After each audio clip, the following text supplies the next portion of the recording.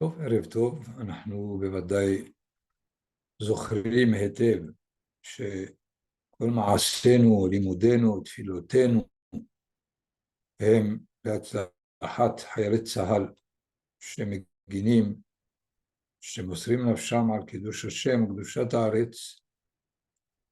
אנחנו מתפללים גם לרפואת הפצועים, הנפגעים במלחמה הזאת.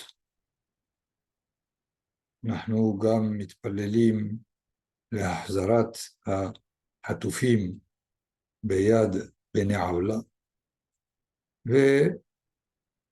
והנופלים תהי נפשם צרורה בצרור החיים. טוב, la paracha de Yitro est très bien structurée, deux sujets bien définis. Celui de Yitro qui rejoint Moshe Rabbeinu au désert du Sinaï et reçoit tout le détail de la sortie d'Égypte. D'ailleurs, la paracha qui commence par Vaishma Yitro, c'est ce qui donne à la paracha le nom, son nom, pour dire combien Yitro est important dans cette paracha. On va essayer d'en dégager quelques éléments. Et Rashi nous éclaire à propos d'une question. Vaishma Yitro, il n'est pas le seul à avoir entendu, puisque on a entendu dans Shirat Hayam, Shame'u Ammi Mirgazun. Les peuples ont entendu et commencé à trembler. Il y a même le détail. Édom, Ammon, Moab, tous. Donc tout le monde a entendu. Alors quel est le privilège de Yitro, d'une paracha entière? Rashi nous donne un mot. Mashemua Shama Uva. Qu'est-ce qu'il a entendu? Et il est venu. C'est-à-dire, tout le monde a entendu, mais ils ne sont pas venus. Nous savons, connaissant le phénomène, on peut faire des discours à ceux qui sont en Chutz La'aretz sur la valeur de Eretz Israël, sur la Hashgaha, tout ce qu'on peut imaginer. Mais on ne vient pas, tout simplement. Pourquoi? Je ne sais pas. De toutes les façons, Yitro ici représente celui qui sait écouter. Il a écouté et ça lui a donné l'envie de non seulement, bien sûr, vérifier dans les détails, mais se joindre au peuple d'Israël lui-même. Et c'est dans ce sens où il établit, à la limite, le nom de la paracha avec la proposition de la structure juridique d'Israël qu'il propose à Moshe Rabbeinu, qu'il accepte, et nous rentrons au chapitre 19, dans le deuxième sujet qu'on appelle la théophanie du Sinaï, ou le Matan Torah. Et dans ce sens, à travers la controverse pour savoir est-ce que Yitro est venu avant ou après, de toutes les façons, la Torah le place avant. Et il est nécessaire de savoir, pour ceux qui pensent qu'il est venu après le don de la Torah, pourquoi la Torah place son récit là. J'ai trouvé une réponse très, pas seulement jolie, mais juste, qui concerne toutes les générations du Rabbi Haïm ben Attar, ou Haïm HaKadosh. Nathan, tu nous donnes juste, s'il te plaît, le texte lui-même. Et Rabbi Haïm ben Attar pose la question. Pourquoi est-ce que la Torah nous rapporte Yitro ici par rapport à ceux qui pensent qu'il est venu après le don de la Torah? Plus encore, Veraiti la tête lève. J'ai pensé, dit Rabbi Haim Ben Attar, de savoir pourquoi il a mérité tellement qu'une paracha soit nommée en son nom. ונראה כי טעם הדבר הוא להראות אדוני את בני ישראל, הדור ההוא בכל דור ודור.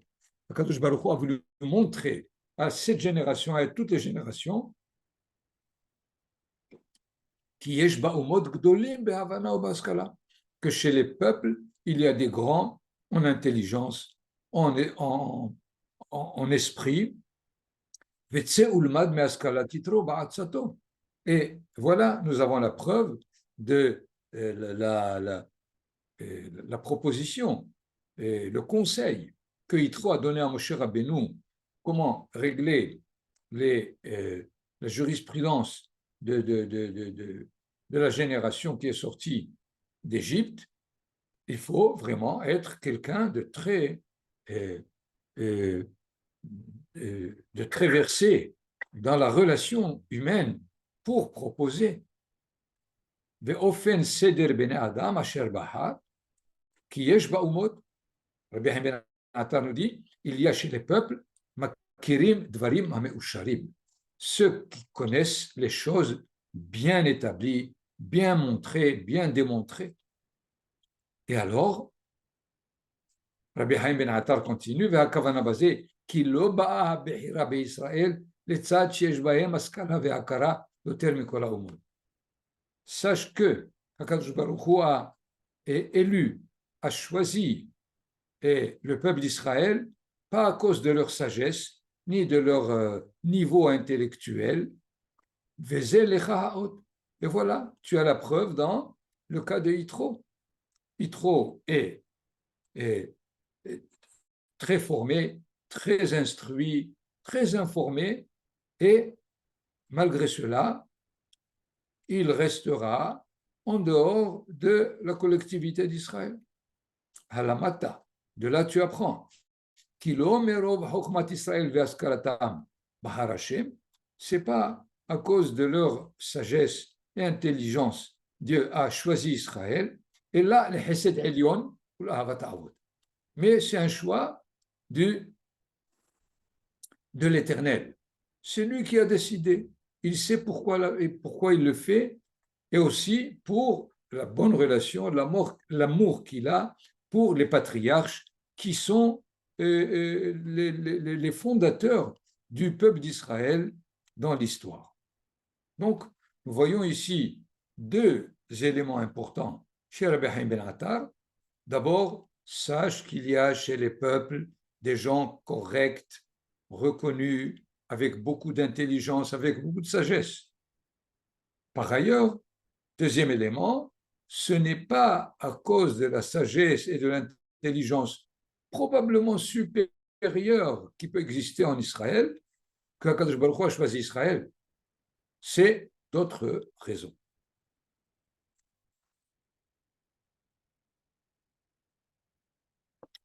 Je voudrais juste maintenant quelques remarques avant d'aborder un texte du traité de Shabbat sur le don de la Torah, de savoir que la Torah, ou la théophanie du Sinaï, n'est pas pour donner encore comment on peut dire, d'autres mitzvot, parce que les 10 commandements sont évidemment à la base de 10 mitzvot. Ce n'est pas le but. Pourquoi? Parce que avant la théophanie du Sinaï, les mitzvot ont été donnés en Égypte même, l'agneau pascal, le sacrifice, les téphilines, le rachat des premiers-nés. Après cela, nous savons que quand ils sont arrivés à Mara, après le passage de la mer Rouge, Sham Samlo Hoku Mishpat, et Sham Nisahu, il lui a donné et les décrets et les éléments juridiques. Donc, ils ont reçu, selon Rashi, déjà la mitzvah de la vache rousse, le respect des parents, Shabbat. Shabbat est évident, bien sûr, puisqu'ils l'ont appris à propos de la manne, puisqu'ils ne devaient pas sortir Shabbat pour ramasser. Donc, ils ont déjà reçu beaucoup de mitzvot. Alors, pourquoi encore la théophanie pour leur donner d'autres mitzvot? Après le Sinaï, ils vont recevoir encore plus de 200 mitzvot. Donc, il faut d'abord bien comprendre que l'arrivée au Sinaï et la rencontre à la limite avec Akadosh Baruch Hu, le but n'était pas de leur donner encore 10 mitzvot, mais essentiellement d'établir une alliance. Ézéchiel décrit, je crois dans le chapitre 18, si je ne me trompe pas, il décrit l'histoire de la sortie d'Égypte d'une jeune fille qui était, d'une petite fille, qui était jetée quelque part, et Dieu est passé, il a eu pitié d'elle, il l'a prise, il l'a bien traitée jusqu'à ce qu'elle ait eu ses 18 ans ou ses 12 ans, et après il l'a pris comme femme. C'est comme ça qu'Ézéchiel voit la sortie d'Égypte. Et alors, étant donné qu'il a pris pour femme, il y a le temps des fiançailles. Le temps des fiançailles, c'est l'arrivée au Sinaï. C'est pour cela que le Sinaï, c'est l'alliance. Je crois qu'on donne à la fiancée une alliance. Oui, lorsque on lui donne la marque et le consentement de plus tard de la prendre comme femme, il y a donc déjà cet élément de l'alliance dont le support essentiel, c'est les tables de la loi. Mais les tables de la loi, c'est mal traduit. Ce n'est pas, et Luhot Torah, ce n'est pas Luhot Mitzvah, c'est pas écrit. Ce qui est écrit, c'est Luhot Ha'edut, Luhot Ha'brit, Luhot Ha'even. Donc, la Torah a donné plusieurs descriptions pour ne pas qu'on croie que les tables sont de la loi. C'est les tables de l'alliance, c'est les tables du témoignage, c'est-à-dire, Akadosh Baruch Hu prend Israël comme femme, et c'est pour cela qu'il fait une rencontre avec elle au Sinaï. Il fallait évidemment se parler un peu, alors ça a donné les 10 commandements.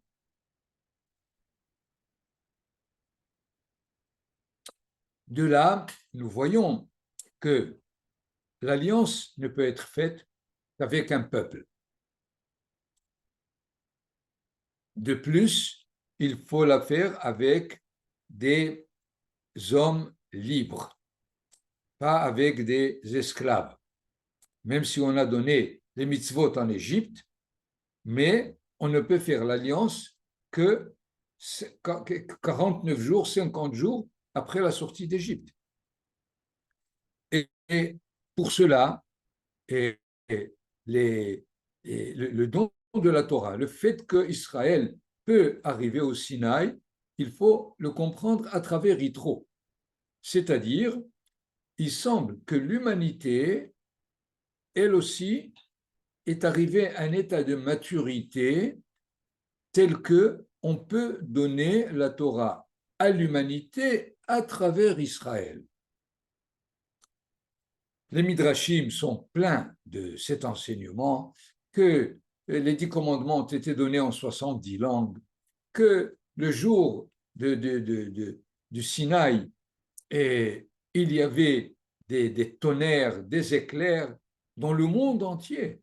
Et tout le monde est arrivé chez Bilham et ils lui ont dit, qu'est-ce qui se passe? Est-ce qu'il va y avoir un déluge encore une fois? Il leur dit, non, non, non, soyez tranquille, il n'y a pas de déluge. C'est simplement Dieu qui donne la Torah à son peuple.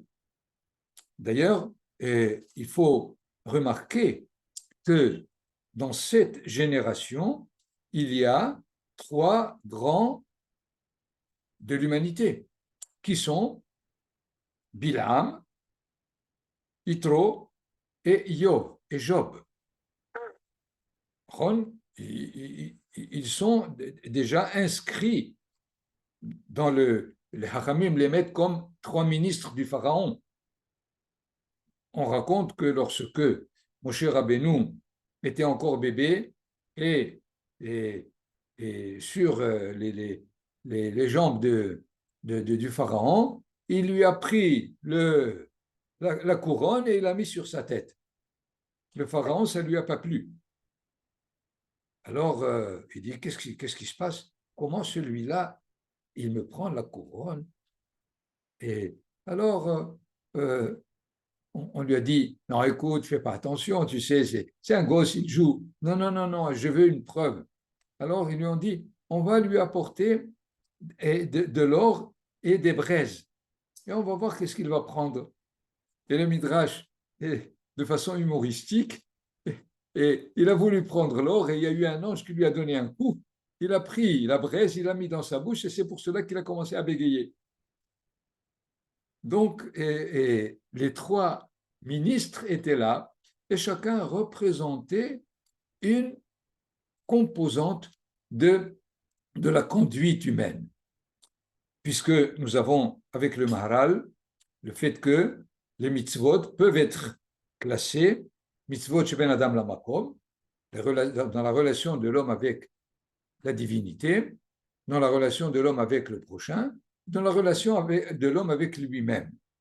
Et effectivement, ces 3 grands étaient spécialistes chacun d'une certaine composante, puisque Yitro, c'est la relation avec l'autre, puisqu'il propose comment organiser la société pour qu'elle soit une société bien réglée.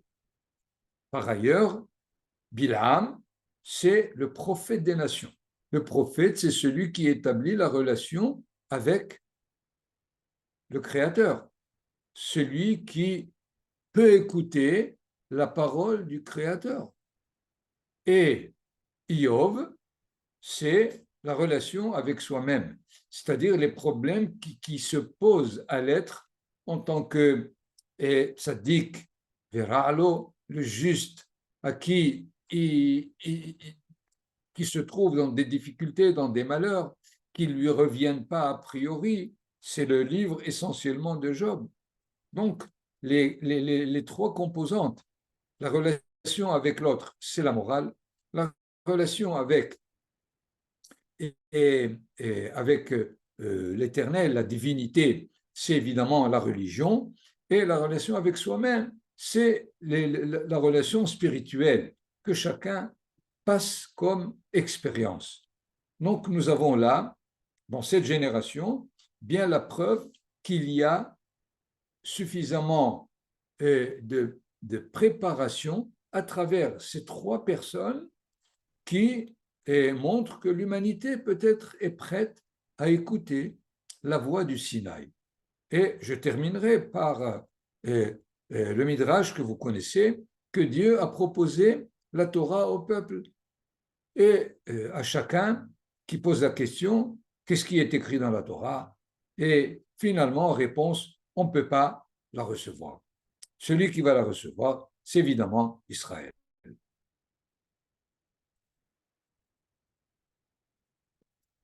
Voilà donc l'essentiel de cette introduction à travers la paracha de Yitro qui nous montre ces 3 composantes selon le Ibn Ezra qui se trouvent aussi dans les 10 commandements.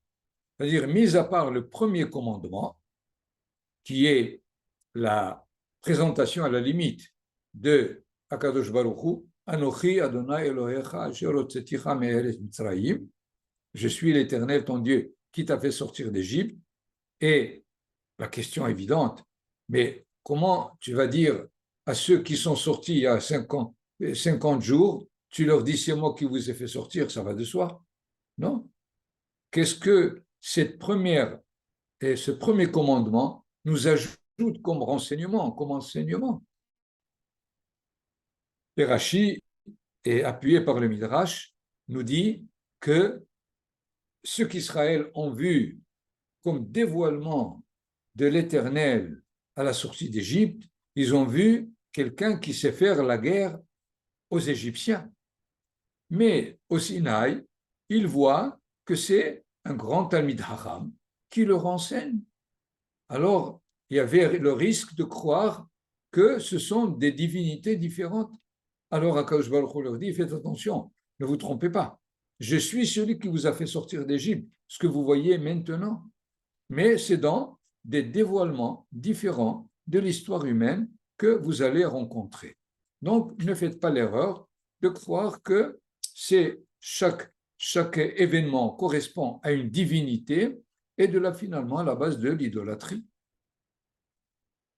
Donc, à part le premier commandement, on a 9 commandements qu'on peut classer dans les 3 composantes qu'on vient de donner, puisque le fait d'interdire l'idolâtrie, de ne pas prêter serment à faux, de réaliser le Shabbat, c'est la relation avec Akadosh Baruch Hu, tout cela.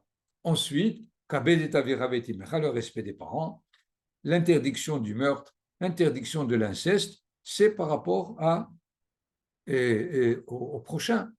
Et par la suite, ne pas voler, ne pas témoigner à faux et ne pas envier les biens de l'autre, c'est la relation avec soi-même.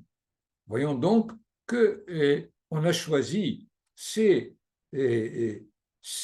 mitzvot, qu'ils soient mitzvot ta'aseh ou lot ta'aseh, c'est tout simplement pour décrire les composantes de la Torah. Parce qu'effectivement, ces mitzvot sont évidentes.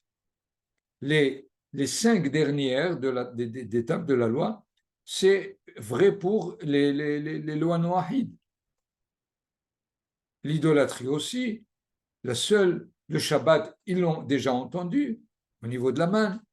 Donc, il n'y a que finalement, probablement, la seule nouveauté, c'est de ne pas jurer à faux l'otissa et Shem Adonai Elohecha lacham.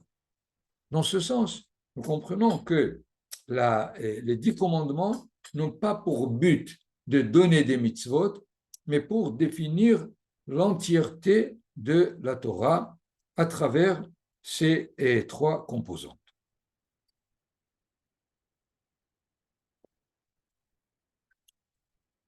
Donc, essayons maintenant de voir, si on a le temps, les 2 midrashim que j'ai préparés pour la théophanie du Sinaï. Le premier midrash devant nous, Amar Rabbi Yoshua ben Levi. Besha'a she'ala Moshe lamarom, lorsque Moshe Rabbeinu est monté dans les niveaux supérieurs, Marom, Ken, il faut bien savoir que physiquement, il n'est monté nulle part. Il était dans sa tente, mais il se préparait à ce qui va se passer par la suite le 6 Sivan. C'est ça ce que veut dire le Midrash, Besha'a she'ala Moshe lamarom. Ameru malaché asharet. Les anges de service ont dit à Kadosh Baruch Hu, Ribono shel olam, maître du monde, Ma lilud isha benen. Qu'est-ce que le rejeton d'une femme fait entre nous? Puisque, évidemment, maintenant, son ascension a provoqué le fait qu'il fait partie des mondes supérieurs. Amar lahem, Akadosh Baruch Hu le répond, le kabel Torah ba. Il est venu recevoir la Torah. Peut-être qu'on pourrait faire ici une remarque. Il n'a pas dit la tête le Torah. Il n'est pas venu pour que je lui donne la Torah. Il est venu pour qu'il reçoive la Torah. La réception ici, c'est l'essentiel. Amelou les Fanav, ils ont répliqué Hamouda, Genouza, cette chose tellement chérie, tellement cachée, 974 générations, Kodem Shenivra Olam, avant que le monde ne soit créé.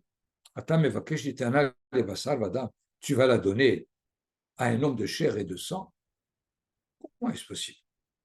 C'est-à-dire, le Midrash veut nous dire que la Torah, a priori, dans son origine, elle est au-delà du temps, au-delà de l'espace, elle est une spiritualité absolue par définition. Comment est-ce que un homme de chair et de sang peut être relié à quelque chose qui est complètement différent de lui? Ce n'est pas des théories physiques, ce n'est pas des théories philosophiques, c'est l'esprit divin. C'est d'ailleurs le terme qu'on prend pour exprimer le principe de foi le plus fondamental, Torah min hashamayim. La Torah vient du ciel, mais nous sommes sur terre. Comment on pourrait et nous joindre à cette Torah? C'est ça la question des anges qui disent, à la limite, elle est plus, dans notre domaine, elle nous appartient à nous, mais pas à l'homme de chair. Alors Akadosh Baruch Hu dit à Moshe Rabbeinu, réponds-leur. Qu'est-ce qu'il y a pour les convaincre que la Torah appartient beaucoup plus à l'homme qu'aux anges?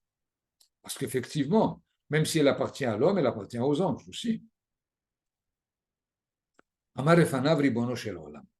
Alors il a dit, maître du monde, Torah she'ata noten li ma ketiv ba. La Torah que tu me donnes, qu'est-ce qu'il y a écrit là-bas?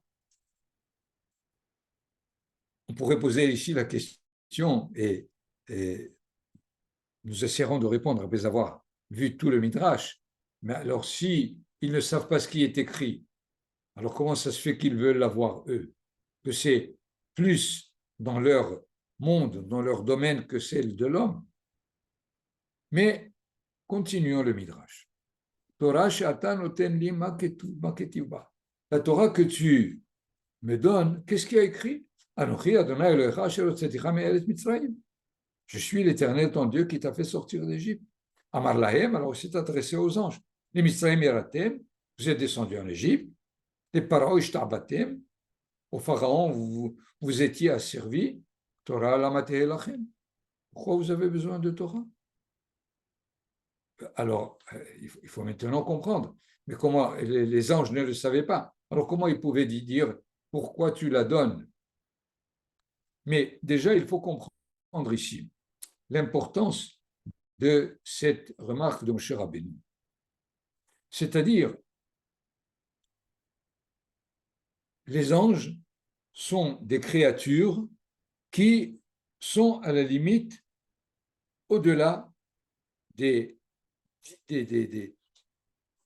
différences, des variations, des variables de la réalité terrestre. Étant donné qu'ils ont une certaine fonction, et c'est pendant toute leur existence qu'ils la font, ils ne peuvent pas expérimenter les différentes chutes, montées, variabilités de toute la réalité, puisque descendre en Égypte, c'est-à-dire traverser l'expérience de l'esclavage et en sortir. Donc, ces passages-là ne vous concernent pas. Alors, comment est-ce que vous dites que la Torah vraiment nous concerne? Shuv maketiv ba. Qu'est-ce qui est écrit? C'est le deuxième commandement. Lo yelecha ehonim acherim al panai. Tu ne dois pas avoir de Dieu autre. Alors, il leur dit, Ben hagoyim atem sheruyim she'ovdim avodah zara. Est-ce que vous êtes parmi les peuples idolâtres? Il n'y a que nous qui expérimentons cette situation. Mais qu'est-ce qu'il y a essentiellement là-dedans? Moshe Rabbeinu leur dit, vous n'êtes pas capable de passer de l'obscurité à la lumière. Pourquoi? Parce que vous êtes dans le monde de la lumière. Tout est clair, tout est sûr à traverser, et donc la Torah donne à l'homme la possibilité de sortir de l'obscurité vers la lumière. Donc, elle appartient beaucoup plus à l'homme qu'à vous. Shuv maketiv ba. Qu'est-ce qui est écrit? Zachor et Yom HaShabbat et Kadesho. Il faut commémorer le Shabbat pour le sanctifier. Est-ce que vous faites des travaux pour que vous ayez besoin de cesser le travail pendant un jour? Là aussi, ce commandement dévoile le fait que les anges ne sont pas concernés par l'amélioration de la création. Ils ont une fonction, ils la remplissent et ils ne sont pas dans une problématique d'améliorer ce que Akadosh Baruch Hu a créé, puisque c'est là le dernier verset du chapitre de la création, et Vaichal Melachto Asher bara Elohim la'asot, ce qu'il a créé afin qu'elle soit encore améliorée. Shuv maketiv ba, lo tissa et shem Adonai Elohecha lasham. Ne jure pas à faux ou en vain le nom de l'Éternel. Massa ou matan esh benechem. Est-ce que vous faites du commerce? Puisque quand est-ce qu'il y a possibilité ou situation de venir à jurer par le nom divin? C'est lorsque il y a deux personnes qui ont des différends. L'un atteste, par exemple, qu'il a emprunté, et l'autre, il lui a dit, je n'ai rien prêté. Et alors, comment est-ce qu'on va? Il n'y a pas de témoins. S'il y a des témoins, alors les témoins fixent. Mais s'il n'y en a pas, alors on dit à celui qui pense qu'il n'a pas prêté de jurer par le nom divin qui fait que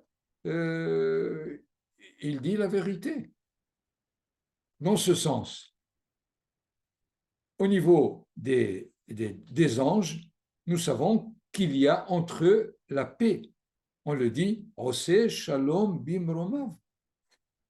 S'il y a la paix, c'est qu'il n'y a pas de commerce qui établit les tensions, qui établit les désaccords, les différends, qui amènent à probablement jurer par le nom divin de façon vaine ou fausse.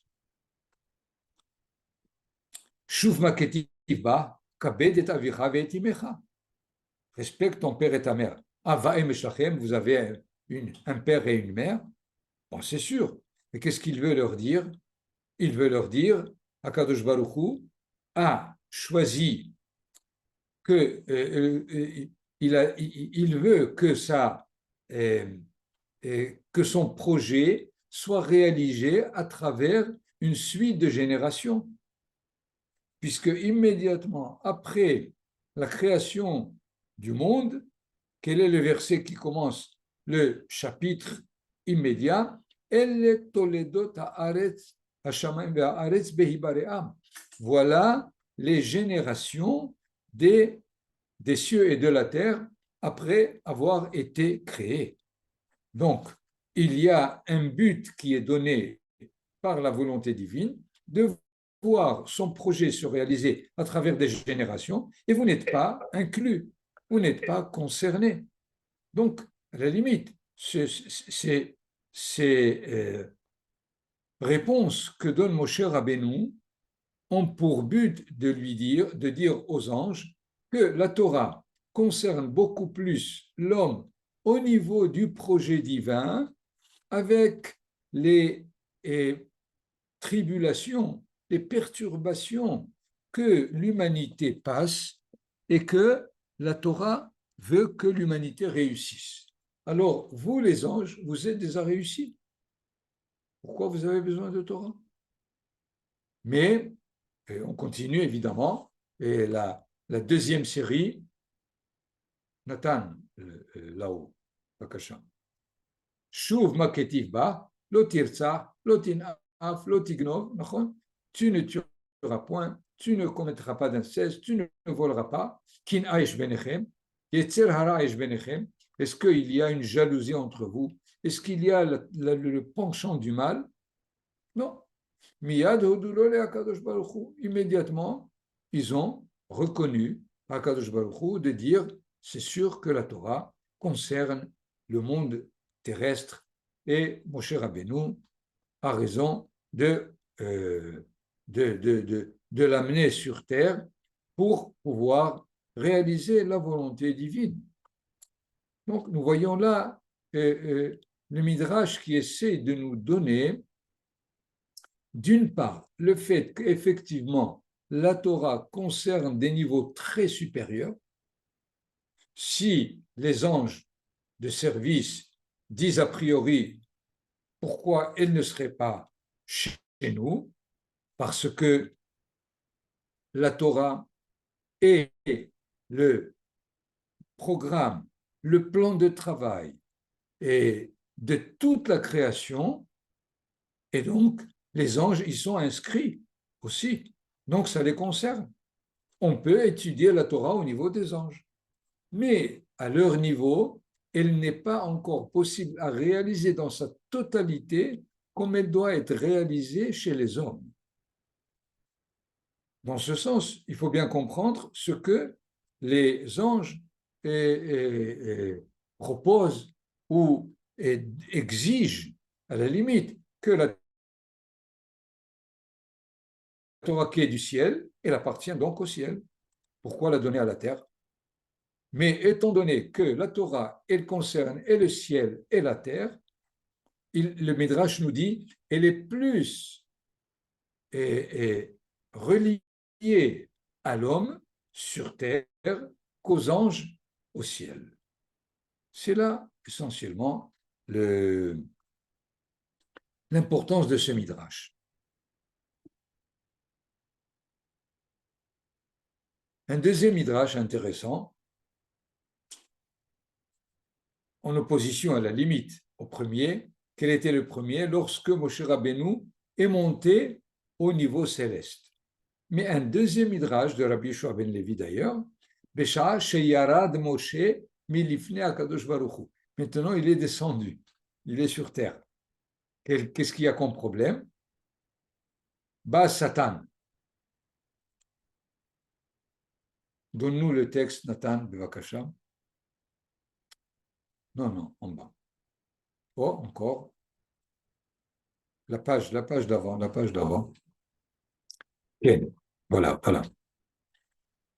בשעה שירד משה מלפני הקדוש ברוך הוא, בא השטן ואמר לפניו, le Satan, comme il est intitulé, Ribono shel Olam, Torah hechan hi.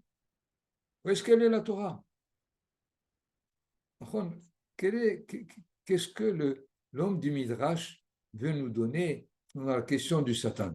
Pourquoi ça le concerne? Pourquoi il doit faire les mitzvot, le Satan, pour qu'il dise Torah echani, où est-ce qu'elle est la Torah? Le Midrash ici veut nous dire que par rapport au monde où le Satan travaille, c'est un monde dans lequel il y a des désaccords, il y a des contrastes, il y a des tensions, et c'est ce qui fait le propre de la vie terrestre. Et finalement, qu'est-ce que la Torah propose? La Torah propose une vie terrestre dans laquelle toutes les tensions sont réglées. On n'a pas besoin de désaccords, on n'a pas besoin de tensions. Et alors, c'est ça la question du Satan. Torah hechanhi, comment est-il possible qu'il y ait une loi qui donne à l'humanité la possibilité de vivre, d'évoluer sans désaccord, sans tension, sans tout ce que nous le savons malheureusement dans ce monde-ci? C'est ça la question Torah et Chani. Amarlo, netatiha laaretz. Je l'ai donné à la terre. Halach etzel eretz, il est parti chez la terre. Amarla Torah et Chani. Où est-ce qu'elle est la Torah? Amarlo, Elohim et Vindarka. C'est Dieu qui connaît son chemin. Comme si elle voulait lui dire, moi je ne sais pas. Alors comment ça se fait que Akadosh Baruch Hu l'envoie à la terre? Et la terre lui dit, je ne sais pas où c'est. Il y a là aussi, un enseignement de base dans ce midrash, c'est que Akadosh Baruch Hu dit, j'ai donné à la terre la possibilité de pouvoir dégager le fond de la Torah. Je vous donne ici un enseignement de la Kabbalah, du premier verset et du deuxième verset de la Torah. Dans le premier verset, qu'est-ce qu'il est dit? Bereshit bara Elohim et hashamayim ve'et haaretz. Donc, un verset merveilleux. Les cieux, la terre, tout ce qu'ils ont ensemble, tout est là. Mais le deuxième verset, qu'est-ce qu'il dit? Ve'haaretz hayta tohu vabohu. Et la terre était tohu et bohu. Hein? Ne faites pas attention à la traduction, elle ne veut rien dire. Mais ça veut dire le désordre. Mais tu nous as dit qu'au premier verset, tout était bien. Oui, le Zohar nous dit Haaretz ha'elyona. Il y a la terre en projet, et dans le deuxième verset, c'est la terre en réalité. Mais la terre en projet existe de façon cachée dans la terre en réalité. Et c'est ça ce que Akadosh Baruch Hu dit, je l'ai donné à la terre. C'est-à-dire, il y a possibilité de voir que dans le fond de ce qu'est la terre, la possibilité de rejoindre le monde du bien, de réaliser le monde du bien. Mais finalement, dans la réalité, nous savons que le Satan est là pour essayer de faire échouer les élans généraux, les élans à la limite très vagues du monde terrestre. Parce que nous savons, par exemple, tout le monde veut faire le bien. Mais malheureusement, chacun a sa façon. Donc, il y a problème. Le bien n'est pas défini. Il y a un élan de ce bien qu'on voudrait réaliser, mais voilà que la réalité a fait que c'est quelque chose qui est dilué, mal compris, et c'est ça ce que la terre dit au Satan, Elohim hevin darka. C'est lui qui comprend. Alors, il semble qu'on lui a dit d'aller à la mer. Elle se trouve là-bas. Ça veut dire quoi? Ça veut dire que la mer est l'espace qui donne à l'homme à réfléchir aux valeurs célestes par l'immensité, la profondeur, les merveilles qui régissent et qui exigent une sagesse de navigation. Les navigateurs sont des sages, d'abord, parce qu'ils permettent à l'homme de pouvoir traverser la mer sans danger. D'ailleurs, je vous remets au psaume de Pessah, de Yom HaAtzmaut, où vous avez les 4 types de personnes qui doivent faire le gomel. Ceux qui sortent du désert, ils ont passé un voyage très long et très dangereux, ou bien celui qui se trouve en prison et qui sort, ou celui qui tombe malade et guérit de sa maladie, et le dernier, ceux qui descendent en mer. Or, il y a une formule qui est caractérisée, qui est attribuée dans les navigateurs qu'on ne trouve pas chez les autres. C'est quoi?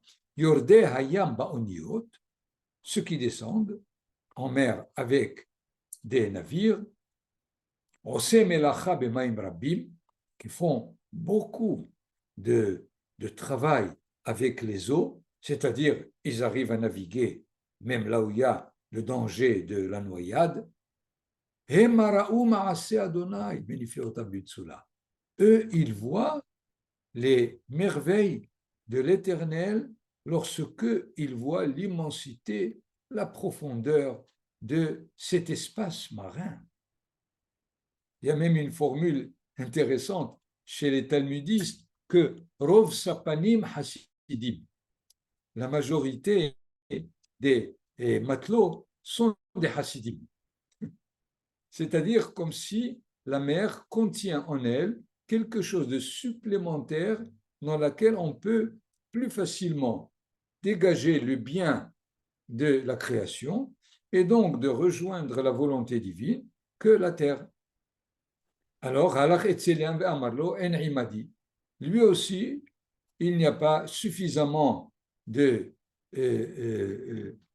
relation avec la sagesse qui devrait accompagner le fait que la mer et l'immensité de cette mer, certainement qu'elle se trouve entre les mains de celui qui l'a créée. Et je vous donne un élément mécanique, si je peux dire.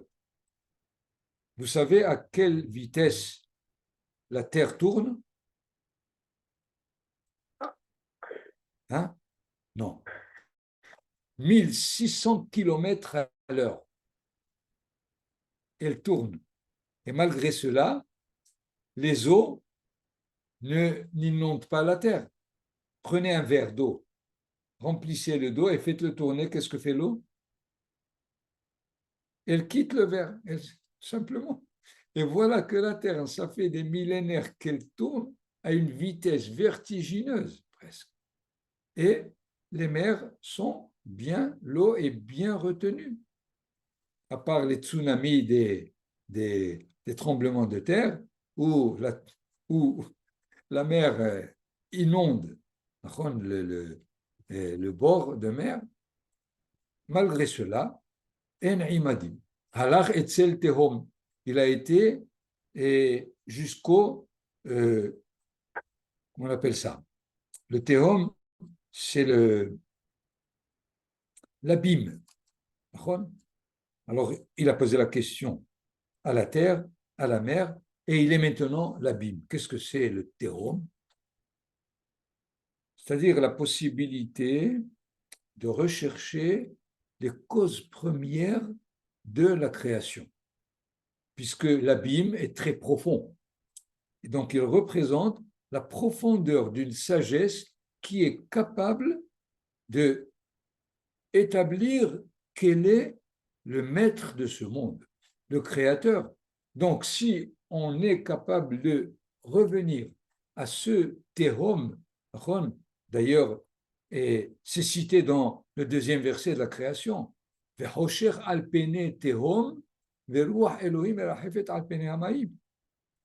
que le Tehom est une créature de base qui fait que, à travers cette profondeur, celui qui est capable est possible à rejoindre la volonté divine dans sa création. Et lui aussi, il dit, Enbi, en moi, la Torah n'est pas là. De la même façon, et nous n'avons pas beaucoup de temps, Avadonu mavet ameru, beoznenu shamanu. La déperdition et la mort, on dit, de nos oreilles, on ne l'a pas entendu, tout simplement.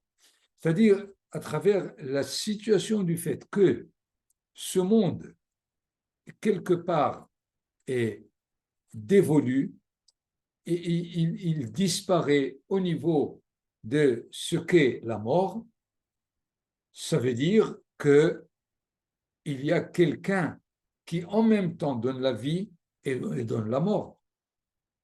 Si la compréhension de la relation de la vie à la mort est réunie, alors on peut écouter celui qui est capable de les unir. Et alors, évidemment, il est revenu.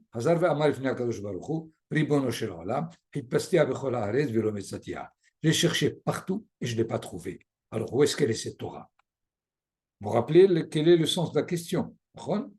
Le Satan, c'est la réalité dans le monde qui ne peut comprendre la réalité qu'à travers les difficultés, les variations, les situations terribles, les guerres, etc.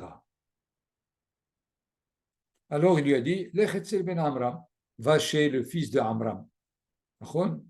Tellement il ne veut pas apparaître par son nom. Allah Hetzel Moshe, il a été chez Moshe Rabbeinu, Amarlo, Torah Shenatan Lecha HaKadosh Baruch Hu Echani.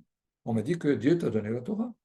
Amarlo, Ma Ani Shenatan Le HaKadosh Baruch Hu Torah. Qui suis-je pour que Dieu me donne la Torah? À la limite, nous voyons ici que le Midrash veut nous enseigner combien la modestie, c'est l'une des dimensions qui assure à l'homme de se trouver en relation avec la Torah. Amarlo Akadosh Baruch Hu, Moshe, les Moshe Bedayata. Moshe, tu es un rigolo. Qu'est-ce que ça veut dire? mais tu sais que je t'ai donné. Alors qu'est-ce que tu es en train de brouiller le Satan? Amalefanav Ribono Shel Olam. Hamouda Gnuza Ishlecha.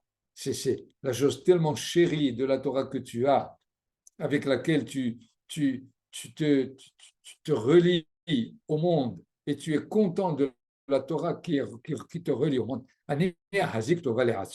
Moi, je vais dire, c'est moi qui Dieu a donné la Torah. C'est pas possible. Amarlo Akadosh Baruch Hu, Dieu lui dit, puisque c'est comme ça, eh bien, la Torah sera en ton nom et on appellera Torah Moshe. D'accord?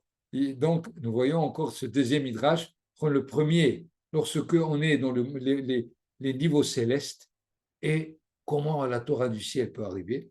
Mais quand on est sur terre, on a le même problème. Comment la Torah se trouve ici? Puisque le Satan ne peut pas comprendre qu'il y a une loi qui fait que la vie sur terre peut exister sans guerre, sans tension, sans haine, sans rien du tout. Et alors les deux Midrashim nous rapportent ce qu'est le monde de la vérité et le monde de la réalité pour comprendre ce qu'est la Torah dans ces deux mondes.